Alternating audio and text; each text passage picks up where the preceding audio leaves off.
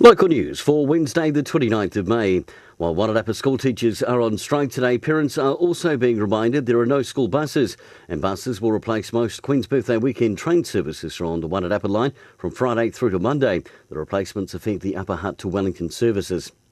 Wairarapa youth are being encouraged to apply for the Youth Council, and the Wairarapa Youth Council chairperson Kitty Riak says the Youth Council offers both opportunities to be active in your community and develop your leadership skills, all while having fun and meeting a variety of different people. Anyone aged between 12 and 24 can apply. A collaboration between Masterton's community groups and the District Council is helping keep families warm, also while increasing funding for charitable projects. The council teamed up with the Henley Lake Trust to manage the distribution of wood from Henley Lake, either to the Masterton Rotary Club or Lions Club. Henley Lake Trust Chair Tom Ward says the best part about it is that all proceeds from the sale of the firewood go back into the charitable trusts held by Rotary and Lions. And in sport, Tuharangi lead the senior reserve rugby competition with just 4 rounds to go.